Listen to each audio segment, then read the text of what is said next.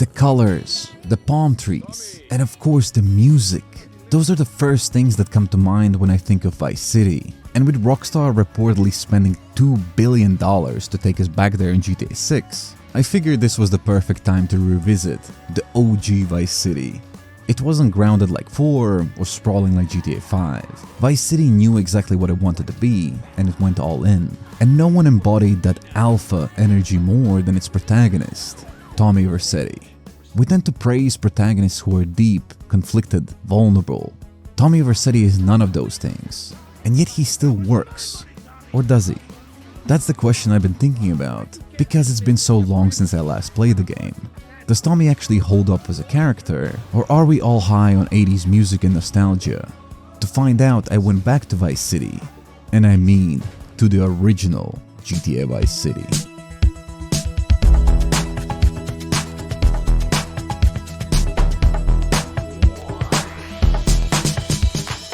It's been 23 years since GTA Vice City first released. This game is old enough to drink and start a family. It comes from a time before social media feeds, before every game needed a battle pass, before the open world design turned into a goddamn checklist and you could barely see through the UI.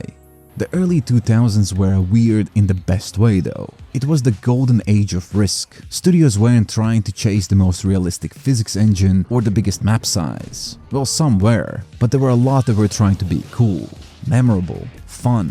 Games had edges, personality, and somehow ambition and jank could live side by side without cancelling each other out. In 2002 alone, we got Morrowind, Metroid Prime, Battlefield 1942, Splinter Cell, Mafia, Hitman 2, and the first Ratchet & Clank. All trying to push something, whether it was scale, stealth, atmosphere, or tone. And in the middle of that chaos, Vice City arrived, and it was loud, stylish, unapologetic. Other games were trying to impress you with systems. Vice City was trying to impress you with attitude. You didn't just drive cars in this world, you drove vibes. You didn't just build an empire, you built a look. It was soaked in 80s cinema, music, fashion, and that dangerous cocktail of cool and criminal that Rockstar never quite recaptured after this. And Tommy Vercetti wasn't a placeholder. He wasn't your avatar. He was part of the package. The whole game was built to make you feel like a man who doesn't flinch, who doesn't compromise. What's the problem? Some bars refusing to pay. They reckon they're protected by a local gang of thugs. But don't worry, Tommy. I can handle it. You call this handling it? You two, off your asses. Let's go. There's a reason Rockstar gave Tommy a voice, a face, a personality, a past. He wasn't supposed to be a vessel. He was the story. It's cinematic but not in a flashy, modern AAA kind of way. It's restrained, composed. He moves with the kind of confidence you don't often see in protagonists, especially in games. He doesn't arrive wide-eyed or lost. He doesn't stumble into the plot. He walks into it like he's already made a decision. It's a kind of an entrance that feels almost mythic, like a modern gangster version of a Western gunslinger stepping into a town that doesn't know what's coming. He's not there to survive, he's there to take over. And yeah, that comparison isn't accidental. Tommy Vercetti is practically built out of cultural references. Tony Montana, Michael Corleone, Henry Hill, they're all baked into his DNA. Even his name sounds like a Scorsese side character. He doesn't just play the part of a criminal, he plays the part of a movie criminal.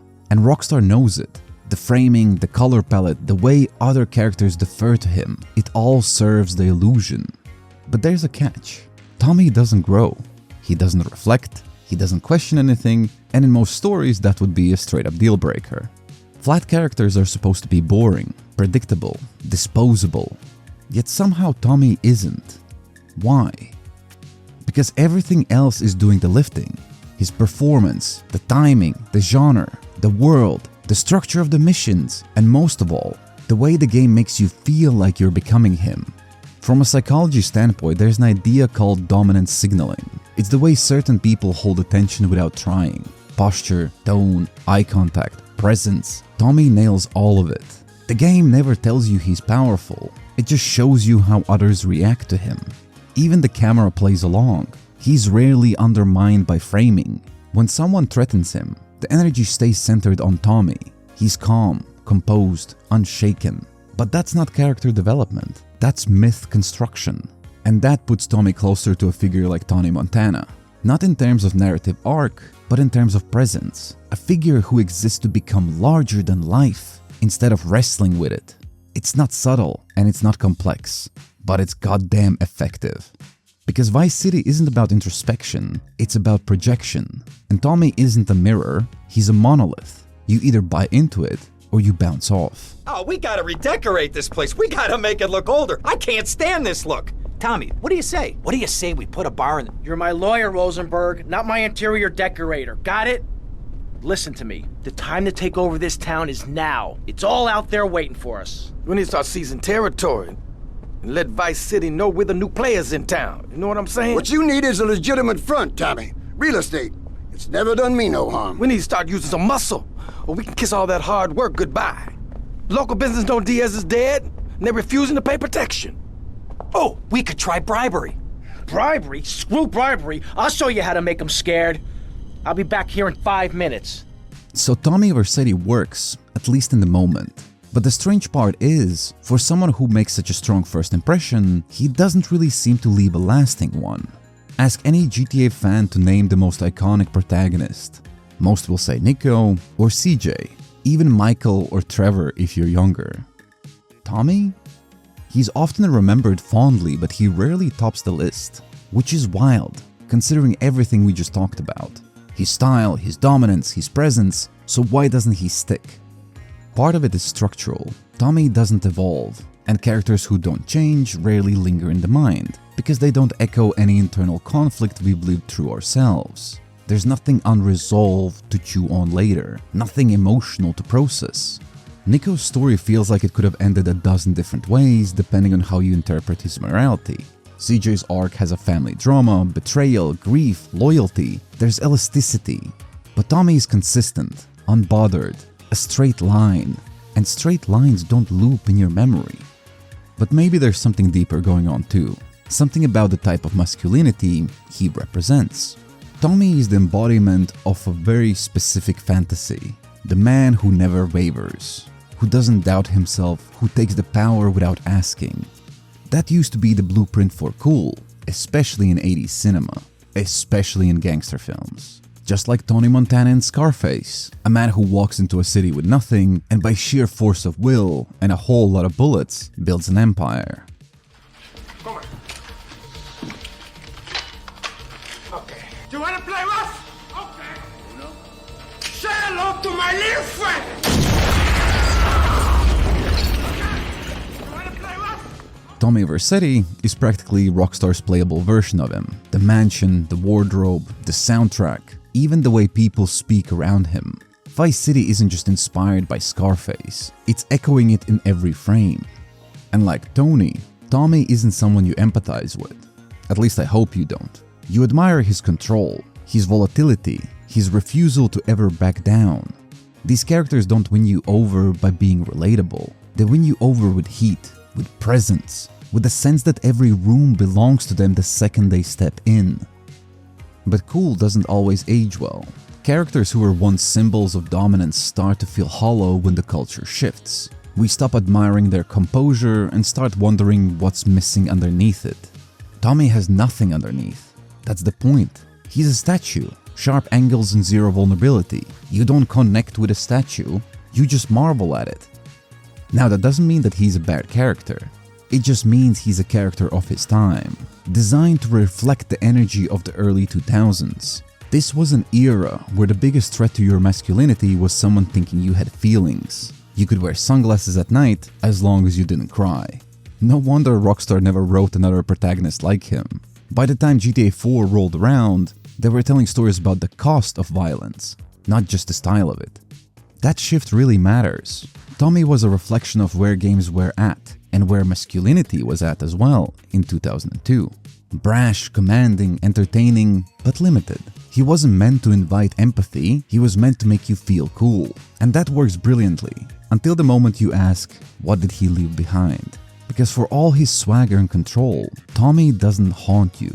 He doesn't make you think. You don't wonder what happened to him. You just remember he was there and he ran the show. He's kinda like the guy you partied with in college. Legendary in the moment, dominated the room. But then you look back and you realize you never actually knew him. He just had the aux cord and no shame. So maybe that's the answer. Tommy isn't forgotten because he was weak. He's half forgotten because he was strong and nothing else. Alberto, uno café, senor.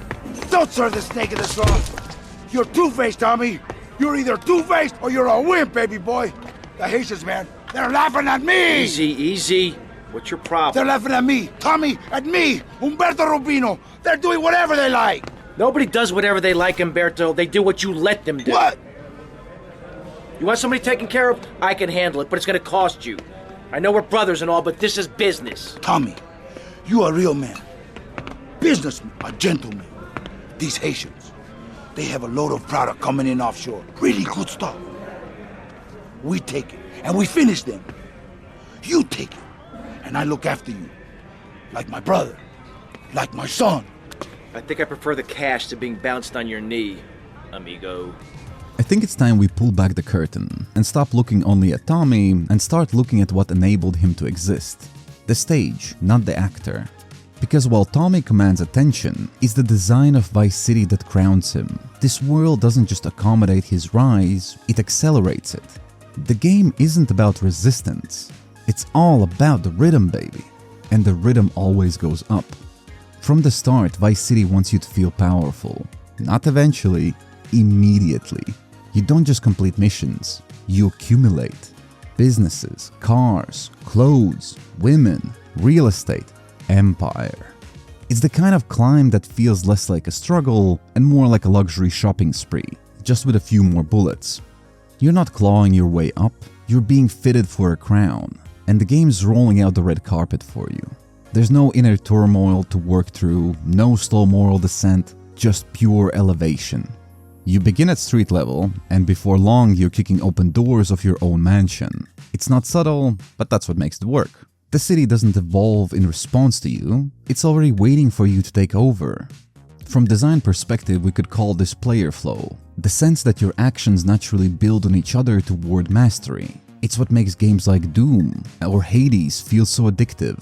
You fall into a groove where everything clicks and your inputs just sing. But in those games you're surviving. In Vice City, you're being celebrated. Vice City cranks that dial to the max. No detours, no ambiguity, just forward motion. And in doing so, it transforms the map itself into a metaphor. You move from a rundown safe house to a beachfront palace, from muscle cars to helicopters, from a nobody to an icon. It's a spatial arc that replaces a character arc, like climbing a ladder made of gold-plated rungs. Impressive, sure, but you're still climbing the same single direction, one clean step at a time. This isn't just game logic, it's storytelling logic, borrowed straight from 80s cinema. Think Wall Street or Miami Vice, stories where the city isn't just a setting, it's a mirror, a fantasy amplifier. And Vice City channels that perfectly. The pastels, the neon, the constant sun, it all works overtime to sell the illusion. It's not realism, it's design theater. Even the soundtrack reinforces this. Every song is handpicked to vibe with victory. You don't just steal cars, you strut to Blondie. And that's what makes this environment dangerous, at least narratively. Because when a world never pushes back, when it only smooths your ride, it stops feeling like a world. It becomes a stage play with only one spotlight. Philosopher Byung-Chul Han once wrote that modern culture is addicted to positivity. Friction is treated like failure. But friction is what creates character, in stories, in people, in games, in your own life too. Think about it. When you look back, the moments you remember the most weren't smooth. They were messy, sharp, maybe even painful. A brutal breakup, getting fired, failing something you thought you had in the bag. That's the stuff that sticks. That's where the real growth lives. And that's exactly what Vice City removes. It smooths every edge. It skips the tension. It gives you power without process. It's fantasy with the volume turned all the way up. In a way, it's seductive, but it's also shallow. Not because the game lacks charm or polish, it has plenty, but because it never asks anything of you emotionally. It hands you a crown, but never makes you wonder what it means to wear one. It's like that chick Jennifer that you met at the club last weekend. Gorgeous, magnetic, the kind of woman who dances like the whole place is hers. But then the next morning you realize you spent 5 hours with her and still don't know what she does, what she cares about, or even her last name. Just vibes. No depth. And that's where the fantasy starts to reveal, it seems. Because when nothing pushes back, when you're never asked to compromise, or doubt, or even pause, are you really in control? Or are you just riding a perfectly timed wave? Remove the neon, the soundtrack, the property takeovers, the Scarface energy. What are you left with? A man in a loud shirt yelling? Is that it? Is it fun to watch? Absolutely. But lasting? That's the part that never lands. And that raises a question. Did Tommy actually command the story, or was he just riding a wave so smooth, so uninterrupted that it looked like control? Maybe the world didn't bend to him. Maybe it was already bent that way. You moron! What were you thinking? Do you realize what this means? We could all be I don't know, the timer must have got screwed. That place was wired to go up like a firework factory. And somebody tipped off the cops, but everything What's the fell problem, apart. fellas? Mike was supposed to torch someplace in the mall, but he screwed the fuses, and now the cops are crawling all over it. We gotta get our stuff and get out of here. Relax, both of you. Let me think for a second. Tommy Vercetti just doesn't cut and run. The cops are going to be going over that building with a fine-tooth comb, right? But that takes time. We got to go in and torch that place ourselves. Yeah, but... No one but a cop could get within a mile of that place. So we go as cops. We got to get uniforms, and we're going to need a squad car. All thanks to you, Mike. I'm sorry. I got it. All we gotta do is lure the cops in with the finger, put them in a lockup, and jump them. Good plan. Let's go. All right. So far, Tommy looks like a man built to win. But win what exactly? He doesn't chase peace, or redemption, or even revenge really. He just moves upward. And the more you look at the way Rockstar frames him, through mission structure, cutscenes, and narrative priorities, the more it becomes clear. This isn't a story about a man, it's a story about an idea of a man. Because while most games use the story to challenge or reveal their protagonist, Vice City uses its story to frame Tommy, literally and metaphorically, not as a person, but as a figure, a symbol, a power fantasy wearing a Hawaiian shirt. There are almost no personal stakes in Vice City. Tommy has no family to worry about, no partner, no moral contradiction to wrestle with. The few characters that challenge him, like Sonny or Lance, aren't there to pull out his inner conflict. They're there to give him something to crush. Even his dialogue is structured less like a person reacting to events and more like a brand asserting dominance. He never stumbles, never second guesses. His voice is calibrated, sharp, loaded with bite. But he's not emotionless or cold and calculated like Michael Corleone. He's volatile, loud, a man always ready to detonate. Even in chaos, he doesn't retreat, he doubles down. Every line isn't vulnerability, it's bravado. That's the performance, that's the tone the game locks in. Tommy's rise is built like a visual sequence. The missions don't develop his soul, they scale his legend. Safe house, mansion, empire, cut to credits. And Rockstar knows exactly what they're doing. They don't want you to feel for Tommy, they want you to feel through him, like slipping into a persona designed to keep the music going.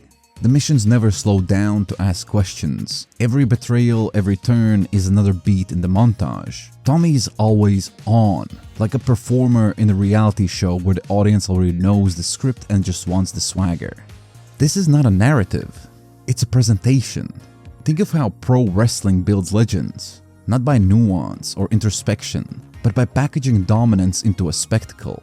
Vice City builds Tommy the same way, flash first, depth optional. Vice City isn't asking you to examine him, it's asking you to aspire to him. And that kinda complicates everything now, because now we're not just talking about writing, we're talking about myth-making, marketing, branding, which is why Vice City doesn't care if you relate to Tommy, it only cares that you buy in, that you enjoy how it feels to wear that skin, not ask what it means. In literature, there's a term called archetypal vessel. It refers to characters who aren't built for realism or reflection, but to carry themes. They're not designed to surprise you. They're designed to resonate.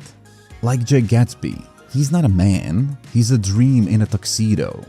Or Dracula, less a character, more a shadow of fear that won't die. Tommy Vercetti is that kind of character. He wasn't made to change, he was made to hold the vibe. But when you create a character like this, when you strip away conflict and backstory and nuance, you start to reveal the assumptions baked into fantasy itself. You start to show what kind of power the game assumes you want. And with Tommy, it's not about love or justice or survival, it's control. The fantasy isn't, what if I made it out? It's what if the world treated me like I deserved this all along? And that's exactly what Vice City hands you. That's what Tommy represents. Not a man tested, but a man granted. Not someone who changes the world, but someone who fits into it so well, it changes for him. You stupid freaks! My beautiful house! Look what you've done to it! This is for my brother! I trusted you, Tommy. I would have had you made. Say goodnight, Mr. Diaz. If Tommy is a power fantasy, then the people around him aren't characters in the traditional sense. They're more like narrative pressure points, not to challenge him, but to make him pop louder. Ken Rosenberg is probably the best example here. In the very first mission, after the drug deal goes sideways, Ken is in a full panic mode. He's twitching, rambling, visibly spiraling. He doesn't know what to do, and he turns to Tommy like a child looking for a parent. But Tommy doesn't comfort him. He doesn't even flinch. He just processes the situation and lays out the next move. It's not that Tommy is being cold, he's just showing the player who the grown-up in the room is. And right off the bat, it immediately establishes the emotional tone of their relationship. Ken is chaos, Tommy is control. And even later, he never gets comfortable. He never rises. The guy is perpetually on edge, sweating through phone calls. It's like he knows he's a side character in a much cooler guy's story, and that awareness keeps him in check. He's not just a comic relief sidekick, he's a fear meter. Every time he spirals, the contrast makes Tommy look smoother, sharper. It's a bit like Jesse Pinkman and Walter White. One spirals, the other tightens. Or like C-3PO freaking out next to Han Solo. The contrast isn't just there for laughs, it's there to crown someone. That's not a character dynamic. That's stage lighting. Go get some sleep, he says. I have been sitting in this chair all night with the lights off, drinking coffee. This is a disaster. We are so screwed, man. These gorillas, listen to me, are gonna come down here and rip my head off. It's ridiculous. I did not go to law school for this. Okay, now what the hell are we gonna do? Shut up, sit down, relax. I'll tell you what we're gonna do. You're gonna find out who took our cocaine, and then we're gonna kill them. That's a good idea. That's a great idea. Let me think. Lance, on the other hand, feels a lot like a co-protagonist, at least early on. He's got the swagger, the one-liners, the personal vendetta. I remember being a kid playing this game for the first time and thinking, this is the fucking coolest guy I've ever seen. He saves your ass and flashes that grin like it's natural for him. But when he goes rogue and gets captured trying to avenge his brother, and you rescue him, you'd expect Tommy to empathize, right? Maybe even bond over the loss. But no, Tommy doesn't console him, he scolds him.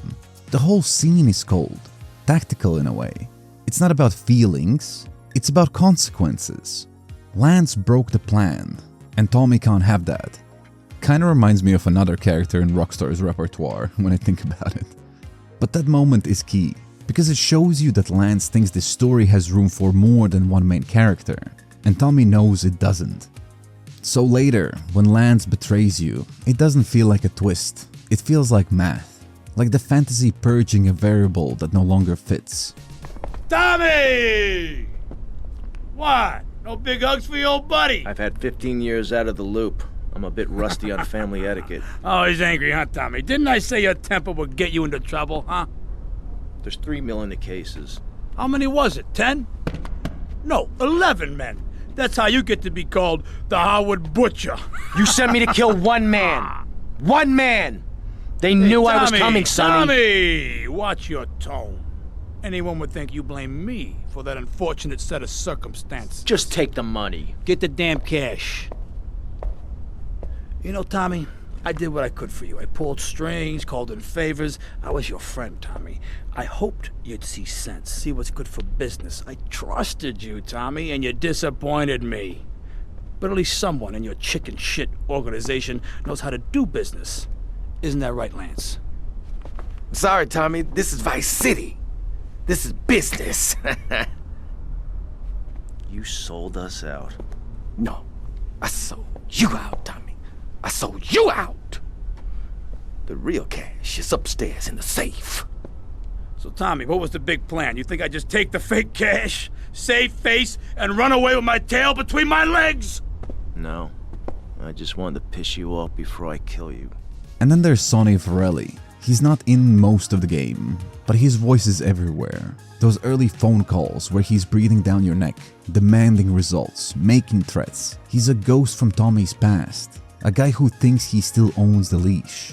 And in the final confrontation at the mansion, that all comes to a head. Sonny rolls up, flanked by goons, ready to collect.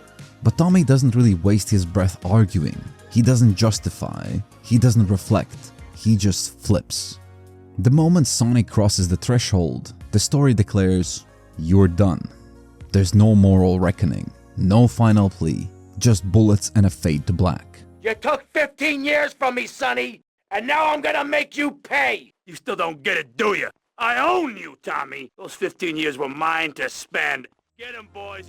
Each of these characters could have been a pressure point to make Tommy crack, or at least reflect. But instead they fold, every time. They exist to reinforce the illusion. Ken shows fear, Lance shows ambition, Sonny shows dominance. But none of them introduce friction.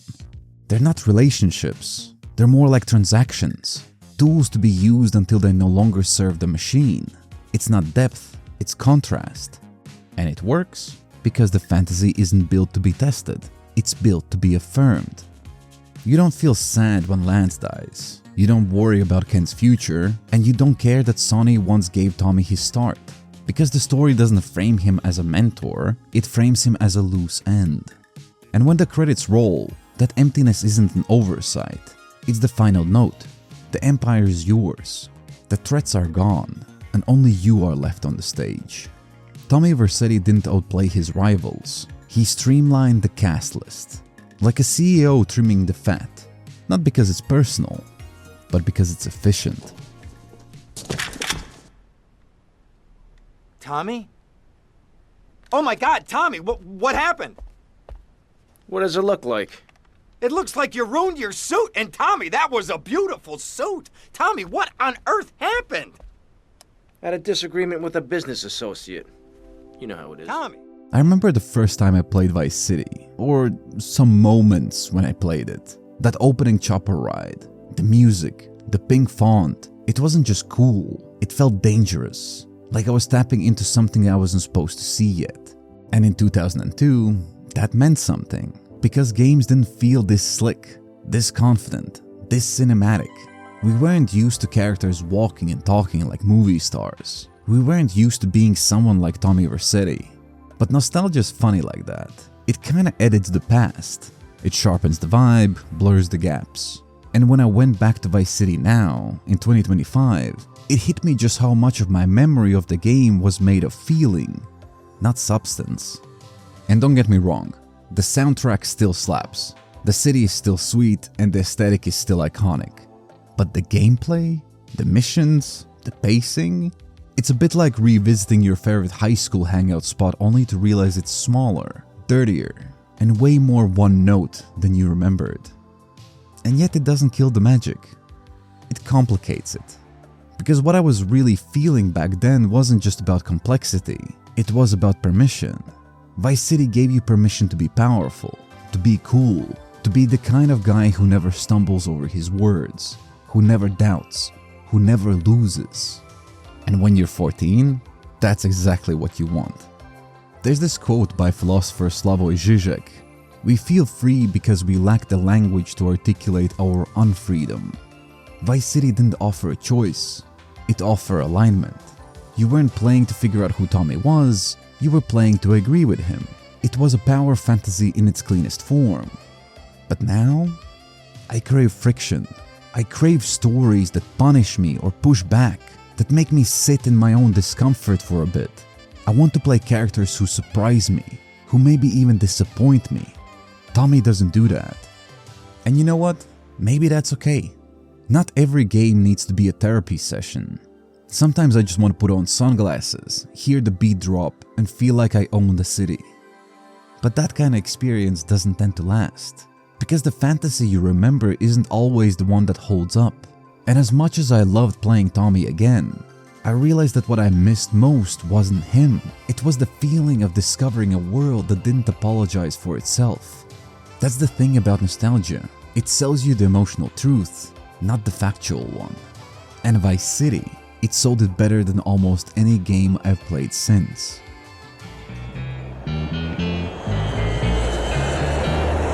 Hey guys, it's Ken Rosenberg here. Hey, great, hey. Well, I'm gonna drive you guys to the meet, okay? Before Tommy, GTA protagonists were blank slates. Cloud from GTA 3 didn't even speak. You were just a vessel for chaos. But Tommy changed that. He wasn't a template. He was a personality, a name, a voice, and not just any voice. Ray Liotta's swagger carved Tommy into pop culture like graffiti into concrete. You couldn't ignore him, even if you didn't fully understand him. And you can trace that ripple effect. CJ had charm and a real arc, sure, but he also had a presence. Nico was grounded, conflicted, but still had that sense of underlying danger. Even Michael in GTA 5, he's a therapy-going burnout, but one still haunted by the ghost of that old-school criminal archetype. All of that is Tommy's shadow, looming. Even the way Rockstar writes side characters changed after Vice City. Dialogue got sharper, scenes became more cinematic, mission intros started feeling like little movie trailers. Vice City proved that the delivery could carry as much weight as the design. And beyond Rockstar, you could feel the Tommy effect in how open-world games embraced attitude. Saints Row didn't just take cues from GTA. It doubled down on being outrageous, confident, absurd. Even games like Just Cause or Sleeping Dogs owe something to the idea that you don't need to earn power. You can just throw players into a vibe and let them just full send it. And let's not forget, Vice City's commitment to aesthetic, 80s, neon, synth, pastel, Scarface with a license, opened the door for more games to lead with mood. Hotline Miami, Katana Zero, Far Cry Blood Dragon, they're nothing like GTA mechanically, but they learned something from Vice City. Make the vibe unforgettable, and the rest will follow. That's what Tommy gave the industry. Not a model of great character development, but a blueprint for presence. For style that sticks. He proved that you don't always need layers when the silhouette is strong enough. That's not a pass. It's not letting him off the hook, by the way, but it is recognizing what he did. Not all legacies are written in complexity, nor they should be. Alright girls, you're lost mate, innit? Alright me old China, how's hanging? What do you know about counterfeiting? Oh, I'm fine Paul, how about you? Oh, alright, you obviously a busy man. Before we wrap it up, I do want to give credit where it's due. There were moments, entire scenes that worked not just because of the writing, but because the performances behind them. Ken Rosenberg, voiced by William Fichtner, is a standout. The way he spirals, voice cracking, rambling, pacing like he already needs another dose of nose candy, gave the game its heartbeat. He wasn't just comic relief, he was the temperature of every scene he was in. Then there's Lance Vance, voiced by Philip Michael Thomas. Early on, he had this kinetic charm, swagger in every line delivery, like he thought he was the co-lead in the coolest movie ever made. His voice acting wasn't subtle, it sizzled. And when he betrayed you, it didn't hit because of the plot, it hit because the vibe had been so strong before that moment. And the same goes for Sonny Forelli, played by Tom Sizemore. With a limited screen time, he chewed through every line like it was another episode of Sopranos. His voice didn't just fill the room, it pressed in. You felt the weight of Tommy's past through those calls. These weren't just characters, they were anchors of this world. Voices that made the city feel thicker, sharper, more alive.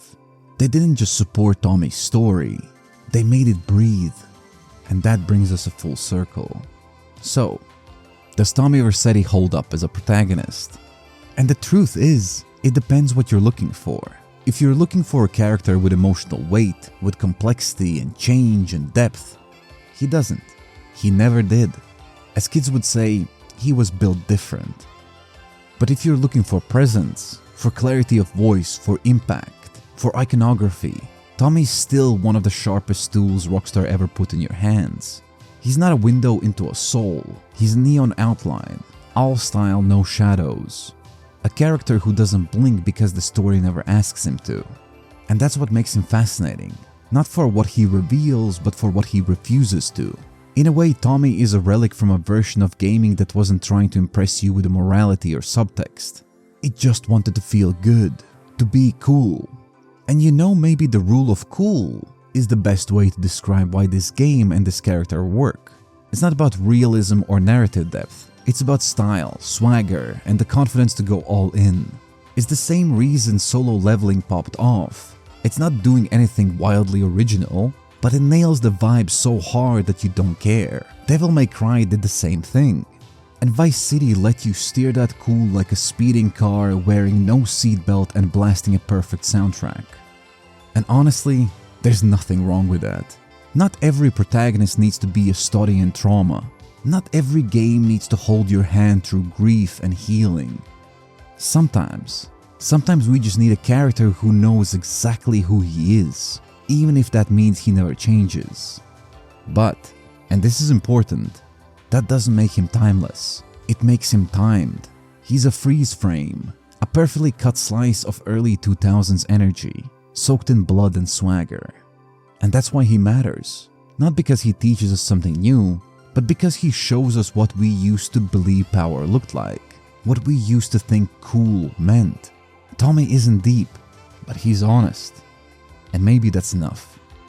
He walked into Vice City like he owned it, and for a long time it felt like he did. But now, we see the seams, we see the scaffolding, we see the illusion. And you know what? It still fucking hits. Because sometimes, the fantasy isn't ruined by understanding it. It's enriched by finally seeing what it really was. That stupid prick Lance. Tommy, I never liked that guy, okay? He's neurotic, he's insecure, he's self-centered, the guy's an asshole. I'm glad you took him out. I don't think we're gonna be getting any more heat from up north either. Because there ain't no up north anymore. You know, it's kinda crazy to think that they made this game in 9 months. That is just insane. Anyways, if you like this one, you might enjoy my deep dive on CJ from San Andreas. And if you want to see more of these, feel free to subscribe. And as always, thanks for watching. Nice bite.